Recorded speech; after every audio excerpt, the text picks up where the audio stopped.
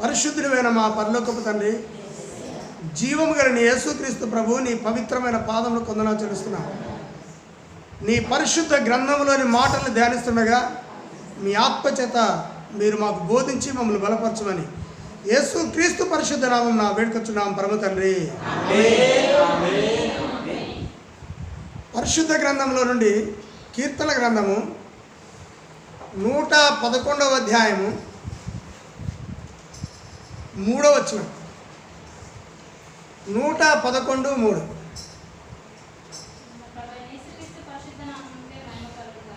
ఆమేన్. ఆయన కార్యము మహిమా ప్రభావము గలది. ఆయన నీతి నిత్యము నిలకడగా ఉండును. ఆయన తన ఆశ్చర్య కార్యములకు జ్ఞాపకార్థపు సూచనను నియమించి ఉన్నాడు. యేసుక్రీస్తు నామమునకే మహిమ కలుగును గాక. ప్రియమైన దేవుని బిడ్డలారా, ఇక్కడ గొప్ప విషయాన్ని భక్తుడు తెలియపరుస్తూ ఉన్నాడు. ఆ భక్తుడు నమ్మినటువంటి దేవుడు యెహోవా ఎంత గొప్ప దేవుడో ఆయన వివరిస్తూ ఉన్నాడు. అందుకే అంటాడు 3వ వచనంలో,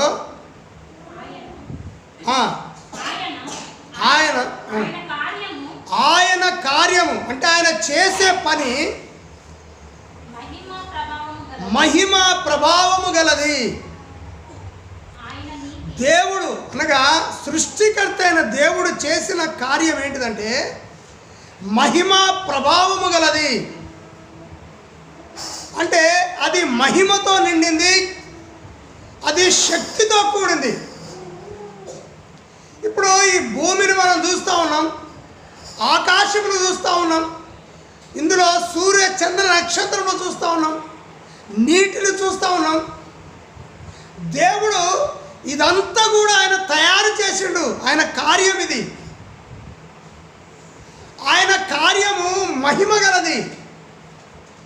ఇప్పుడు ఆ సూర్యుడు మనకి ఆకాశములకు శూన్యంలో కనపడతాడు, కానీ అది రాలిపడట్లేదు. రాలిపోతుందా? చంద్రుడు ఆకాశంలో కనపడతాడు, నక్షత్రాలు ఆకాశంలో కనపడుతున్నాయి, మరి రాలిపడుతున్నాయి? అవి అక్కడే నిలిచిపోయినాయి, శూన్యంలో ఉన్నాయి. అంటే దేవుని యొక్క కార్యం ఎలాంటిదంటే ఆ కార్యము మహిమ గలది.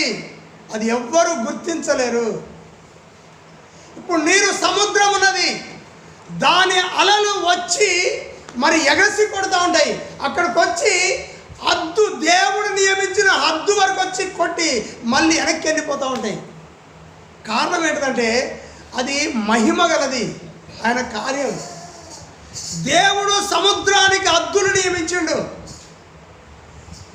ఈ సృష్టిలో ప్రతిదానికి దేవుడు హద్దు నియమించిండు. కనుక ఆ సృష్టిలో ఏ ఒక్కటి కూడా హద్దు మీరదు. ఏం మీరదు? సృష్టి ఏం మీరదు? హద్దు మీరదు. దేవుని మాటని మీరదు. కానీ ఎవరు మీరుతారు దేవుని మాటని? మీరేది మనిషే మీరేది, మానవుడే మీరుతాడు. సృష్టి అంతా కూడా ఆయన మాట కోసమే నిల్వ చేయబడి ఉన్నది. కానీ ఆదామవ్వలు ఏం చేశారు? ఆయన కార్యములే. ఈ సృష్టి అంతా ఆయన కార్యమే, మనిషి ఆయన కార్యమే. అంటే మనిషిని దేవుడు తన స్వహస్తముతో ఆ మట్టిని, నేల నుంచి మట్టి తీసుకొని, ఇవన్నీ కూడా ఆయన నోటితోని చేయబడ్డది సృష్టి అంతా. కానీ ఆయన తన చేతులతో మట్టి తీసుకొని ఒక బొమ్మను చేసి తన రూపంలో చేసి ఆ నాసిక రంధ్రములో జీవవాయువు ఊదినప్పుడు నరుడు జీవాత్మగా మార్చబడ్డాడు. అనగా దేవుడు ఎట్లయితే జీవిస్తాడో, చలిస్తాడో, మాట్లాడుతాడో మనం కూడా అట్లనే తయారైపోయినాం. చూడండి, ఇప్పుడు మనం ఇక్కడ దగ్గర 32 మంది ఉన్నాం. 32 మందిలో నీ ముఖం నాకు లేదు, నా ముఖం నీకు లేదు. ఉన్నదా? నీ ముఖంలాగా ఇక్కడ 30 మంది ముఖం ఉన్నదా? లేదు. నీ ముఖంలాగా ఉందా? లేదు. ముఖం ఎంత ఉంది మరి? అయ్యే కళ్ళు, అదే ముక్కు, అదే నోరు, అదే తల, అన్నీ అయ్యే, కానీ రూపం మాత్రం వేరు వేరు. ఒకవేళ దాన్నే అంటారు ఆయన కార్యము మహిమ గలది అంటే అది మహిమతో నిండింది. మనం చూస్తే మరి నీ ముఖము ఇంకొకరు ముఖం చూస్తే నీ ముఖంగా ముఖం కనబడుతుంది, అదే మహిమ. అంటే దేవుని యొక్క కార్యము మహిమ గలది. మరి ప్రపంచంలో కొన్ని లక్షల కోట్ల మంది ఉన్నారు, మరి ఒకరి ముఖం ఒకరికి ఉంటుందా? ఉంటుందా? ఉండదు. మరి ఎందుకు లేదు? మరి ఉంటే కొట్లాట్లయితే ఎందుకు? అందరూ ముఖాలు సేమ్ అనుకో, పరిస్థితి ఏంటిది? ముఖం అదే, రూపాలవే, కానీ అందులో ఆ మహిమ వేరు. అంటే ఆయన కార్యము మహిమ గలది. అందుకే మరి ఒకరి రూపం ఒకరికి ఉండవు. దేవుడు లక్షల కోట్లు కాదు, మిలియన్ల కోట్ల మంది ఉన్నా, ఇంకా లక్షల మిలియన్ల కోట్ల మంది ఉన్నా, మరి ఆ యొక్క ముఖములో మరి వేరువేరుగానే ఉంటే తప్ప కలిసి ఉండవు. ఒకవేళ ఒకే ముఖంలాగా ఉన్నప్పటికీ అందులో ఏదో ఒక లోపం మాత్రం తప్పకుండా ఉంటుంది. ఎందుకంటే ఆయన కార్యము మహిమగలది, ఆయన మహిమగల కార్యము. అందుకే ఆయన గొప్ప దేవుడు అంటారు, అందుకే ఆయన శక్తిగల దేవుడు అంటారు. ఆయన కార్యములు మహిమ ప్రభావము గలదట, అంటే శక్తితో కూడింది. దేవుని యొక్క కార్యము శక్తితో కూడింది. మొన్న ఆ యొక్క తుఫాన్ వచ్చింది, ఆకాశం నుంచి వర్షం కురుస్తుంది, తుఫాన్ వచ్చింది. ఏమైంది మరి? గ్రామాలు ఏమైపోయినా? మునిగిపోయినా లేవా? దాన్ని ఎవరు ఆపుతారు? ఇక ఎవరు ఆపుతారు? ఎవరికైనా శక్తి ఉన్నదా? ఆపే శక్తి ఉన్నదా? ప్రకృతి దేవుని మాట వింటది, నీ మాట వినదు. ప్రకృతి దేవుని మాట వింటది. దేవుడు మరి ఆగమంటే ఆగుతుంది, మరి ప్రవహించమంటే నీళ్ళు ప్రవహిస్తాయి, సముద్రం పొంగమంటే పొంగుతుంది, ఆకాశం నుంచి నక్షత్రాలు రాలమంటే రాలుతాయి. ఈ విధంగా దేవుడు ఏది చెప్పితే మొన్న చైనాలో భయంకరమైన గాలి తుఫాన్ వచ్చింది. 350 కిలోమీటర్ల స్పీడ్తోని వస్తే మనుషులు కార్లు ఇట్లా లేచిపోతారు, కొట్టుకొని పోతున్నాయి. ఎవరు ఆపుతారు దాన్ని? చైనా వాళ్ళు ముందే కనిపెడతారు కదా, ఎగిరిపోకుండా ఏమైనా కనిపెట్టారా? ఎందుకంటే ఏది కనిపెట్టినా చైనా కనిపెడతారు. ఏ వస్తువు తయారు కావాలన్నా చైనా. అంటే మ్యాక్సిమము మరి 60-70% చైనా వాళ్ళే తయారు చేస్తారు. మొన్న ఒకటి తయారు చేశారట, సూర్యుడు లేకపోతే సొంత సూర్యుడట తయారు చేశారు. అంటే సూర్యరశ్మి లేకపోతే సొంత సూర్యుడిని తయారు చేశారు. అది ఎట్లా చేశారో, ఏ విధంగా తయారు చేశారో మనకు తెలియదు. ఏదో ఒకటి చేస్తూ ఉంటారు. మరి మొన్న తుఫాను గాలి వచ్చింది, మరి తయారు చేసిన వాళ్ళందరూ కూడా గాలి కొట్టుకొని పోతూ ఉన్నది. గాలి కొట్టుకుంటూ పోతారు. ఎవరు ఆపుతారు వాళ్ళని? ఎవరు వారిని ఆ యొక్క తుఫాను, గాలి తుఫాను ఎవరు ఆపగలరు? ఇంకొక 4 రోజులు అట్నే ఉంటే ఆ దేశం అంతా నాశనం అయిపోయేదట.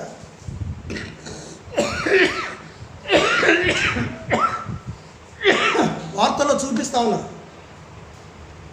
ఎంత వేగంతో వస్తుందంటే ఇట్లా కార్లు ఇట్లా కొట్టుకొని వెళ్ళిపోతున్నాయి, ఇట్లా డొల్లుకుంటూ వెళ్ళిపోతాను ఆ గాలికి తట్టుకోలేక. ప్రియమైన దేవుని బిడ్డలారా, మనుషుడు నేను గొప్పవాడిని అనుకుంటాడు, నేను చేసే పనులు గొప్పవి అనుకుంటాడు. దేవుని కార్యాలు గొప్పవని ఆలోచించడు. మరి మనిషి తాను చేసిన పనులే గొప్ప అనుకున్నప్పుడు మరి దేవుడు చేసిన కార్యాలు ఎన్నో ఉన్నాయి కదా, అవి ఎంత గొప్పవి.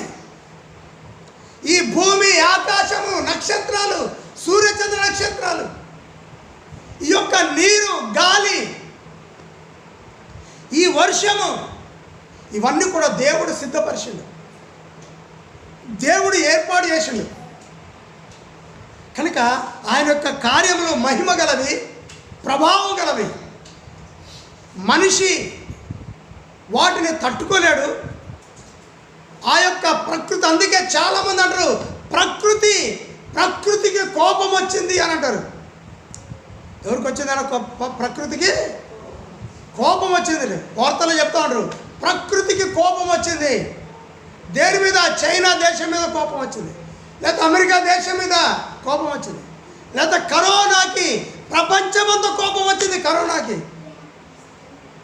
ఇట్లా చాలామంది కూడా ప్రకృతికి కోపం వచ్చింది అంటారు.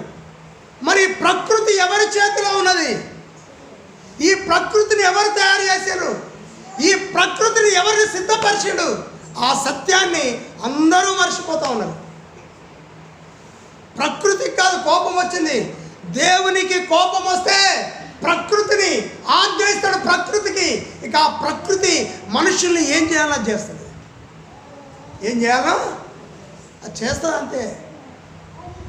నీటికి ఆజ్ఞ ఇస్తే, వర్షానికి ఆజ్ఞ ఇస్తే, దేవుడు ఆయన చేసిన పనులకు ఆజ్ఞ ఇస్తే ఇక ఆ ప్రకృతి యొక్క కార్యం మొదలు పెడుతుంది. ఇక ఏ మనిషి తట్టుకోలేడు. ప్రియమైన దేవుని బిడ్డలారా, ఆయన కార్యములు మహిమ ప్రభావము గలది. చదువు.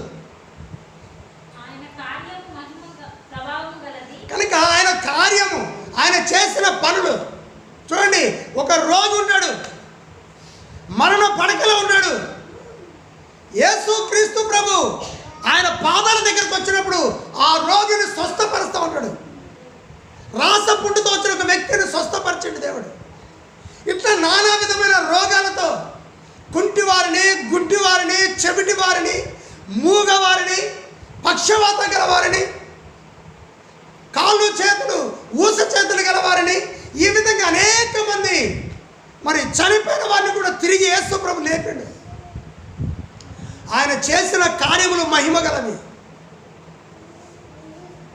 4 రోజులు లాజరు చనిపోయి 4 రోజులైంది, శరీరం కుళ్ళిపోయింది. కానీ లాజరు బయటికి రమ్మని చెప్పగానే వెంటనే బయటకు వచ్చిండు, బాగైపోయి. కనుక ఆయన కార్యము మహిమ గలది, ప్రభావం గలది. ఆయన మాటలో శక్తి ఉన్నది, ఆయన చేసే పనిలో శక్తి ఉన్నది. ఆ శక్తి ముందు ఏది నిలిచి ఉండలేదు. అపవాది నిలిచి ఉండలేడు, అపవాది యొక్క క్రియలు నిలిచి ఉండలేవు, అపవాది యొక్క విధానాలు నిలిచి ఉండలేవు. కనుక మనము నమ్మినటువంటి యేసయ్య ఎంత గొప్ప దేవుడో. ఒకరోజు ఓడలో ప్రయాణం చేస్తూ ఉన్నాడు. యేసు ప్రభు అమరములో నిద్రపోతూ ఉన్నాడు. పడవలో పెద్ద తుఫాను వచ్చింది. వచ్చినప్పుడు ప్రభువా నశించిపోతున్నాం, లేచి లే అని ఆయన లేపినప్పుడు, అప్పుడు ఆయన లేచి ఆ యొక్క గాలిని, తుఫానును గద్దించగానే అది ఆగిపోయింది. అప్పుడు శిష్యులు అన్నారు, ఈయన ఎవరో? ఈయన మాటకి గాలియు, సముద్రమును, తుఫానును ఈయన మాట విని ఆగిపోయినాయి. ఈయన ఎవరో? వారు ఆయనతోనే ఉన్నారు కానీ ఆయన శక్తి ఏంటిదో తెలుసుకోవట్లేదు. మనం కూడా యేసయ్యను నమ్ముకున్నాం కానీ ఎవరో ఏదో చెప్తే ఆ మాటలకు పల్టీ కొడతా ఉన్నాం, మనము ఏదేదో దేవునికి విరోధమైన కార్యాలు జరిగిస్తూ ఉన్నాం. అంటే అమరములో ఆయన నిద్రపోతూ ఉన్నాడు. గాలిని, సముద్రాన్ని, సమస్త తుఫానును గద్దించగలిగే శక్తివంతుడైన దేవుడు ఆ పడవలో ఉంటే, ఆయన నిద్రపోతూ ఉంటే వారు భయపడి యేసయ్యను లేపారు. కనుక వాటిని గద్దించగలిగే శక్తిమంతుడు మనతో ఉన్నాడు అని అప్పటికి వాళ్ళు ఎన్నో గొప్ప కార్యాలు చూశారు. యేసు ప్రభు చేసిన అనేక గొప్ప గొప్ప కార్యాలు చూసినారు. కానీ వారి యొక్క భయం మాత్రం వాళ్ళు విడిచిపోలేదు. ప్రియమైన దేవుని బిడ్డలారా, ఆ శక్తివంతుడైన దేవుడు, ఆ మహిమ కార్యాలు జరిగించే దేవుడు, ఆ ప్రభావ కార్యాలు జరిగించే యేసయ్య మనతో ఉన్నాడని, మనలో ఉన్నాడని, మనతోనే ఆయన జీవిస్తాడని మరి మర్చిపోయి మనము అధైర్యపడకూడదు, బలహీనం కాకూడదు, శక్తిహీనం కాకూడదు. కనుక మన దేవుడు మనతో ఉండి మనల్ని రక్షిస్తాడు. ఏ రోగానికి భయపడద్దు. ఈ లోకంలో ఏ అపవాది క్రియలకు మనం భయపడద్దు. ఈ లోకంలో అపవాది శక్తులకు మనం భయపడద్దు. దేవుని మాట అది శాశ్వతమైంది. దేవుని మాట శక్తి గలది. దేవుని చేసే కార్యము అది ప్రభావం గలది, మహిమ గలది. అక్కడ లేనిది ఆయన కలగజేస్తాడు, అక్కడ లేనిది ఆయన పుట్టిస్తాడు. అంత శక్తిమంతుడు దేవుడు యేసు ప్రభు. కనుక మనం ధైర్యంగా ఉండాలి.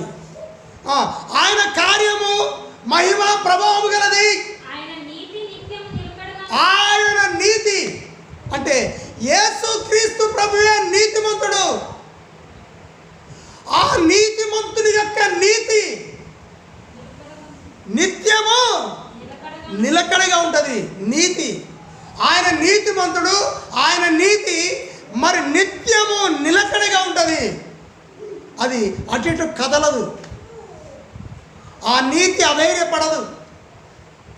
అది నిలకడగా నిలిచుంటుంది. అవినీతి క్రియలకు యేసు ప్రభు పాల్పడడు. అవినీతి క్రియలను జరిగించాడు. అవినీతి కార్యములను చెయ్యడు. ఎందుకంటే ఆయన నీతి నిలకడగా ఉంటుంది. మరి ఇప్పుడు మన నీతి ఎట్లుండాలా? యేసయ్య మన నీతిమంతులుగా మార్చిండు కదా. మార్చిండా లేదా? చదవండి వాక్యం చదవండి. రోమీయులకు రాసిన పత్రిక 5వ అధ్యాయము 8వ వచనం. 5:8. అయితే వెల్లడిపరుచున్నాడు. ఎట్లనగా మనం ఇంకను పాపులమనే చనిపోయాను కాబట్టి యేసయ్య రక్తం వల్ల ఇప్పుడు నీతిమంతులుగా తీర్చబడి మరింత నిశ్చయముగా యేసయ్య ద్వారా ఉగ్రత నుండి రక్షింపబడదు. యేసుక్రీస్తు నామమునకే మహిమ కలుగును గాక. మనం ఎట్లా తీర్చబడ్డాము? నీతిమంతులుగా యేసయ్య మన కొరకు చిందించిన రక్తము ద్వారా.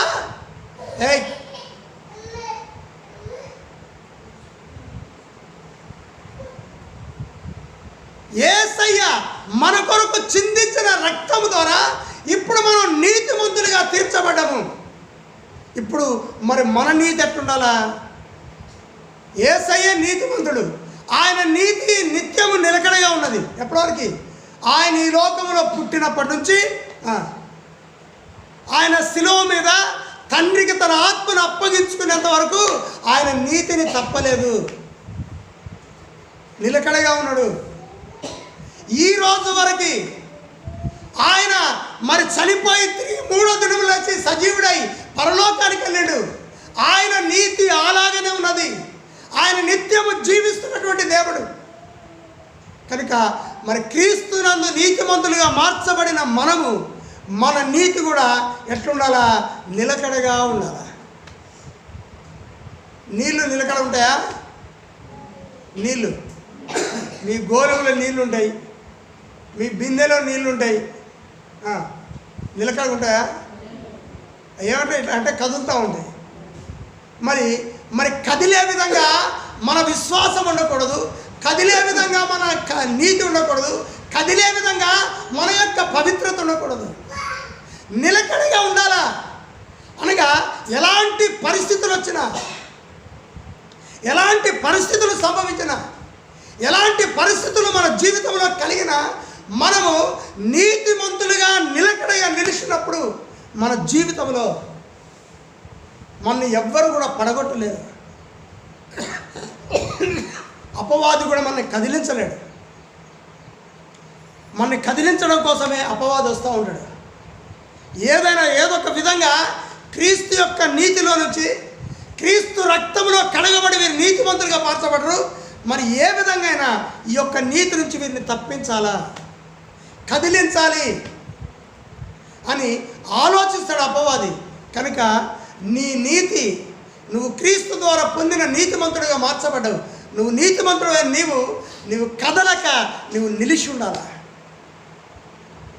అందుకే చూడండి, కీర్తన గ్రంథము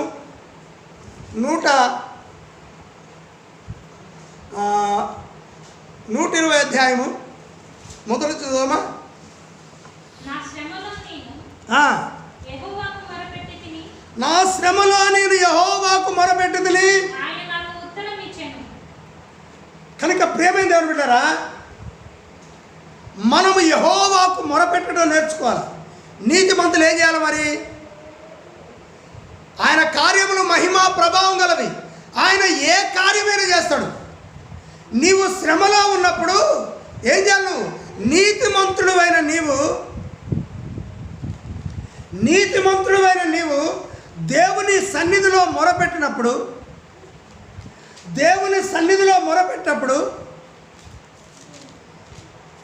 ఆయన శ్రమలో నుండి నిన్ను రక్షిస్తాడట, శ్రమలో నుండి నిన్ను విడిపిస్తాడట. చదవమా. నా శ్రమలో నేను యెహోవాకు మొరపెట్టుతిని, ఆయన నాకు ఉత్తరం ఇచ్చాను. చాలు. కనుక మన జీవితంలో యేసు ప్రభు యొక్క సన్నిధిలో మనం ఎప్పుడైతే నీతిమంతులుగా తీర్చబడ్డామో, మనల్ని కదిలించాలని అపవాది ప్రయత్నం చేసినప్పుడు మనకు ఎన్నో శ్రమలను తీసుకొని వస్తాడు, ఎన్నో ఇబ్బందులు తీసుకొని వస్తాడు, ఎన్నో ఇరుకులు కలగజేస్తాడు, ఎన్నో పరిస్థితులు మనకు సంభవింపజేస్తాడు. కనుక మనము కదలకుండా నిలకడగా నిలిచినప్పుడే యేసుక్రీస్తు ప్రభు ఏ విధంగా అయితే ఆయన తన నీతి నుంచి తొలగిపోకుండా నిలకడగా ఉన్నాడు, ఆయన మరణమును జయించి తిరిగి లేచి ఆయన పరలోకంలో ప్రవేశించగలిగాడు. మనము కూడా మన నీతిని కాపాడుకొని, మనము కూడా యేసయ్య మనకిచ్చిన నీతిని కాపాడుకొని, మనం కూడా పరిశుద్ధంగా జీవిస్తూ మనము కదలకుండా నిలకడగా ఉంటే ఒకరోజు ఈ లోకాన్ని విడిచిపెట్టగానే మన ఆత్మకు ఆయన పరదేశంలో మనకు స్థానాన్ని ఇస్తాడు. అది మన జీవితంలో మర్చిపోవద్దు. తప్పకుండా మీరు ఆలోచించాలి. అందుకే చూడండి, అదే కీర్తన గ్రంథము 23వ అధ్యాయము చివరి వచ్చిన చదవమా. కనుక ఒక నీతిమంతుడు, క్రీస్తు ద్వారా నీతిమంతుడిగా తీర్చబడ్డ ప్రతి వ్యక్తి, నేను బ్రతుకు దినములన్నీ కృపాక్షేమములే నా వెంట వచ్చును. చిరకాలము అనగా నేను బ్రతికినంత కాలము యెహోవా మందిరంలోనే నేను నివాసం చేస్తా. ఇక యెహోవాతో నాకు సంబంధము, యేసయ్యతోనే సంబంధము, యేసయ్య మందిరముతోనే సంబంధము, యేసయ్యతోనే సంబంధము. యేసుతో కలిసి జీవించడమే నాకు కావాలి, యేసుతో కలిసి నడవడమే కావాలి, యేసయ్యను స్తుతించడమే కావాలి, యేసయ్యను గణపరచడమే కావాలి, యేసయ్య నామమును మహిమపరచడమే కావాలి. ఇక నా జీవితంలో ఇంకా ఎవ్వరూ నాకు అవసరం లేదు. ఇలాంటి మంచి మనస్సు కలిగి, మంచి హృదయం కలిగి, నేను బ్రతుకు దినములన్నీ కృపాక్షేమములే నా వెంట వస్తాయి. ఎందుకంటే యేసయ్య నిన్ను నీతిమంతుడిగా మార్చి కృపాక్షేమములను నీకు ప్రతిదినం ఇస్తూ ఉన్నాడు, కలగజేస్తూ ఉన్నాడు, నీకు ఎల్లప్పుడూ క్షేమమును కలిగిస్తూ ఉన్నాడు. అందుకే నేను బ్రతుకు దినములన్నీ కృపాక్షేమములు నా వెంట వస్తాయని భక్తుడు సాక్ష్యం ఇస్తాడు. కృపాక్షేమములు నా వెంట వచ్చును, చిరకాలము యెహోవా మందిరములో నేను నివాసం చేస్తా. మరి నీ నివాసం ఎక్కడ? నువ్వు నివసించేది ఎక్కడ? ఆ యొక్క వ్యభిచారులతో కాదు, దొంగలతో కాదు, అబద్ధికులతో కాదు, మోసగాళ్ళతో కాదు, అక్రమకారులతో కాదు, అన్యాయస్తులతో కాదు, ఈ లోక సంబంధమైన ఆచారాలు కలిగిన వాళ్ళతో కాదు, గంతులు వేసే వాళ్ళతో కాదు, ఎగిరే వాళ్ళతో కాదు, ఈ లోక ఛేదనను ఆచరించే వారితో కాదు, వారితో కాదు నువ్వు నివసించేది. యేసయ్య మందిరములో నివసించాలి, యేసయ్యలో నివసించాలి, యేసయ్య బిడ్డలతో నివసించాలి, యేసయ్యను గణపరిచే వారితో నివసించాలి, యేసయ్య నామమును మహిమపరిచే వారితో నువ్వు నివసించాలి. కనుక నీ జీవితంలో పనికి మాలిన వారితో నువ్వు నివాసం కోరుకుంటే నువ్వు దేవుని రాజ్యంలో ప్రవేశించలేవు. అందుకే అదే కీర్తన గ్రంథము 133 అధ్యాయం 4 వచ్చిందమ్మా. 133 మొదలు వచ్చింది. సహోదరులు ఐక్యత కలిగి నివసించుట ఎంత మేలు. ప్రియమైన దేవుని బిడ్డలారా, క్రీస్తు రక్తములో కడగబడిన వారందరూ కూడా నీతిమంతులు. ఈ నీతిమంతులు కూడా కులభేదం లేదు, మతభేదం లేదు, జాతి భేదం లేదు, అందభేదం లేదు, సౌందర్య భేదం లేదు, ఉద్యోగ భేదం లేదు, ఈ లోకంలో ఆస్తి భేదం లేదు, ఇల్లు కలిగినటువంటి ఇళ్ళ భేదాలు లేవు. ఏ భేదము లేకుండా మనం ఎట్లుండాలట? సహోదరులు ఐక్యత కలిగి నివసించాలి. క్రీస్తు రక్తములో కడగబడి నీతిమంతులుగా తీర్చబడ్డవారు, వారు లేనివారైనా ఉన్నవారైనా వారు కలిసి దేవుని మందిరంలో దేవుని ఆరాధించాలి. అందరూ నువ్వెంత ధనవంతుడైనా వచ్చి స్థలములో కూర్చొని దేవుని మహిమపరచాలి. పేదవాడితో పాటు కూర్చొని, పేదవాడు ఉన్నవాడితో పాటు కూర్చొని దేవుని స్తుతించాలి. నీకు ఉన్నది అది నీ ఇంటి వరకు. దేవుని మందిరంలోకి వచ్చిన తర్వాత, క్రీస్తు రక్తంలో కడగబడ్డ తర్వాత, క్రీస్తు బిడ్డలుగా మార్చబడ్డ తర్వాత, క్రీస్తు బిడ్డలుగా మనము స్థిరపరచబడ్డ తర్వాత, మన యొక్క నీతి నిలకడగా ఉండాలంటే మనము సహోదరులు ఐక్యత కలిగి నివసించడం ఎంతో మేలు, ఎంత మనోహరము. కనుక ఒకరిని ఒకరు మనము విభేదించుకోవద్దు, ఒకరిని ఒకరు ద్వేషించొద్దు, ఒకరిని ఒకరు దూషించొద్దు, ఒకరికి విరోధముగా ఒకరు మాట్లాడుకోవద్దు. ఐక్యత కలిగి ఉండాలి. ఒక పని చేస్తున్నామంటే ఐక్యత, ఒక స్థలానికి వెళ్తున్నామంటే ఐక్యత, మరి ఏదైనా మనం మొదలు పెడుతున్నామంటే ఐక్యత, దేవుని మందిరంలో ప్రార్థన చేస్తున్నట్టు ఐక్యత కలిగి ప్రార్థన చేయాలి, ఐక్యత కలిగి దేవుని స్తుతించాలి, ఐక్యత కలిగి దేవుని మహిమపరచాలి. చిన్న పెద్ద తేడా ఉండకూడదు. గొప్పవారు పేదవారైన ధనికులు అనేది తేడా ఉండకూడదు. భేదాభిప్రాయాలు ఉండకూడదు. కులమత భేదాభిప్రాయాలు ఉండకూడదు.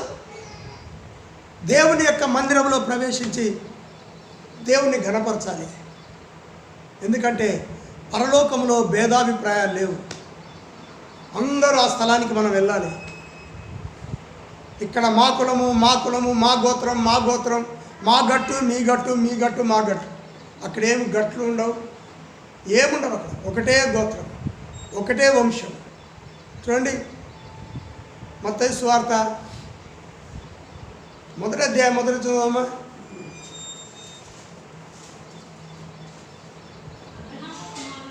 అబ్రహాము కుమారుడగు దావీదు కుమారుడైన యేసు క్రీస్తు వంశావళి. ఇప్పుడు మనం ఎవరి వంశావళిలో ఉండాలి? ఎవరి వంశావళి ఇప్పుడు మంది? క్రీస్తు రక్తములో ఎవరైతే కడగబడ్డారో ఎవరైతే క్రీస్తు రక్తంలో నీతిమంతులు తీర్చబడ్డారో ఇప్పుడు క్రీస్తు యొక్క వంశావళి ఉంది.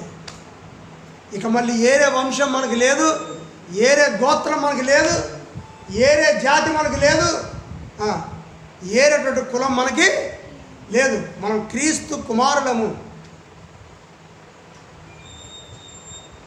దేహమును బట్టి, శరీరమును బట్టి అబ్రహాము కుమారుడైన, దావీదు కుమారుడైన క్రీస్తు వంశబలం. ఎప్పటి వరకు? ఆయన శరీరమును బట్టి దావీదు కుమారుడని ఎంచబడ్డాడు. ఎందుకు దావీదు కుమారుడు అన్నాడు? యేసేపు కుమారుడు అని ఎందుకు ఎంచబడలేదు అంటే, యేసేపుకు జన్మించిన ఆయన కాదు యేసయ్య. స్త్రీ గర్భములో, కన్యక మరియమ్మ గర్భములో తనకు రూపమును ఏర్పాటు చేసుకొని దేవుడు మానవుడు ఈ లోకంలో జన్మించాడు. ఆయన యేసు. ఆ యేసు వంశావళి ఏంటిదంటే అది పరిశుద్ధమైన వంశావళి, పవిత్రమైన వంశావళి. చూడండి, మొదటి పేతురు పత్రిక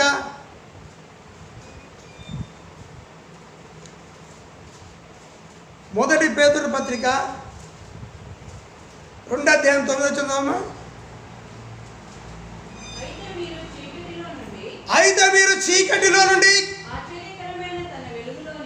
ఆశ్చర్యకరమైన యేసయ్య వెలుగులోనికి మిమ్మల్ని పిలిచిన వాని గుణాతిశయములను ప్రచురము చేయు నిమిత్తము ఏర్పరచబడిన వంశమును.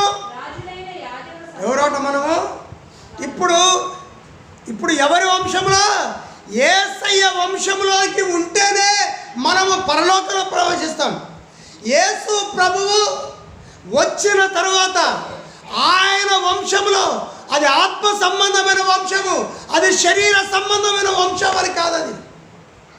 ఆ వంశంలో ఉంటేనే. అందుకే యేసు ప్రభు చీకట్లో ఉన్న మనము యేసయ్య వెలుగులోనికి వస్తే ఆయన గుణాతిశయములు ప్రచురం చేయ నిమిత్తము. చదువు. ఇప్పుడు మనము ఏ వంశంలోకి రావాలా? యేసయ్య మనల్ని ఏర్పరచుకున్నాడు. ఏర్పరచబడ్డ యేసయ్య వంశంలోనికి రావాలి. ఏర్పరచబడ్డ వంశం ఇప్పుడు మనం యేసయ్య వంశం. చదువమ్మా.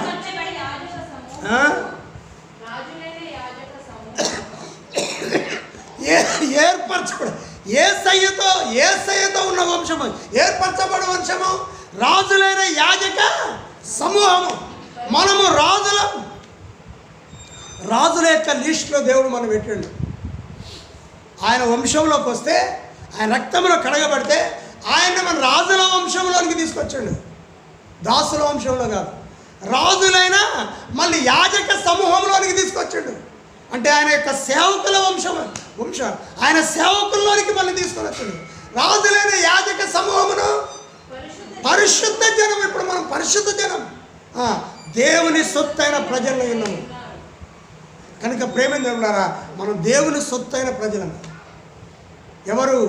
వీరే యేసయ్య వంశంలో ఉన్నవారు. యేసయ్య వంశవలిలోనికి ప్రతి వారు కూడా ప్రవేశించాలి. ఒకవేళ నేను యేసయ్య వంశవల్లికి రాను, యెహోవా వంశంలోనికి వస్తా, వంశావళిలోకి వస్తానంటే మరి నీకు పరలోకం లేదు. యేసయ్య వంశావళిలోకి రావాలి. అందుకే ఆయన మన కోసం రక్తం చిందించండి, ప్రాణం పెట్టండి. అట్టి దేవునితో కలిసి జీవించడానికై మన హృదయాన్ని మనం సిద్ధపరుచుకుందాం. మోకరించండి, ప్రార్థన చేద్దాం. పరిశుద్ధుడైన మా పరలోకపు తండ్రి, జీవము గల యేసుక్రీస్తు ప్రభువు నీ పవిత్ర పాదములకు వందనాలు చెల్లిస్తున్నాను. నీ కృప, మీ కనికరం బట్టి నీ పరిశుద్ధమైన మాటలు విన్న మేము మా అంతరాత్మలో తండ్రి మీ నీతి క్రియను కలిగి మేము జీవించుటకు నీ గొప్ప భాగ్యం దయచేయండి. అయ్యా, ఇక్కడున్న ప్రతి బిడ్డను దీవించండి, ఆశ్రయించండి, వర్ధిల్లించండి. వారు నీ నామములో వెలిగింపబట్టకు సహాయం చేయమని. అయ్యా, మీరు ఈ లోకంలో నీతిమంతుడిగా ఉండి మీ నీతి నిలకడగా ఉంది కదా, మేము కూడా నీ రక్తం ద్వారా మేము నీతిమంతులు పార్చబడ్డాం.